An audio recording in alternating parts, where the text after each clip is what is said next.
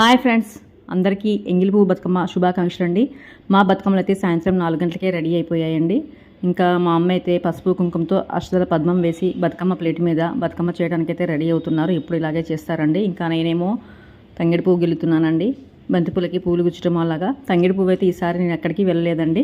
మా పిన్ని వాళ్ళు నైట్ హైదరాబాద్ నుంచి వచ్చారు, వాళ్ళు తీసుకొచ్చారండి. ఆరోగ్యం సహకరించక నేనైతే పూలకి ఎక్కడికి వెళ్ళలేదు ఈసారి.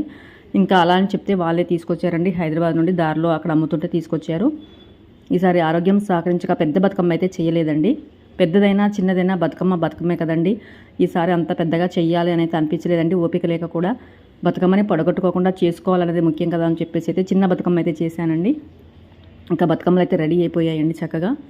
పెద్ద బతుకమ్మ అయితే రెడీ అయిపోయిందండి. తల్లి బతుకమ్మ అంటారుగా పెద్ద బతుకమ్మ అయితే రెడీ అయిపోయిందండి. ఇంకా చూశారు కదండి, బతుకమ్మ రెడీ అయిపోయింది. మరి మీరు ఎలా చేసుకున్నారు? పెద్దగా చేశారా, చిన్నగా చేశారా? మా చిన్న బతుకమ్మ కూడా రెడీ అయిపోయిందండి. ఇంకా ఈసారి అయితే గుడికి వెళ్ళి ఆడాలి అన్న ఓపిక అయితే హుషారు కూడా లేదండి. కాకపోతే ఫోన్ చేస్తున్నారు రమ్మని అమ్మవారి దగ్గర పెట్టి పూజ కూడా చేశాను ఇంకా బతుకమ్మ.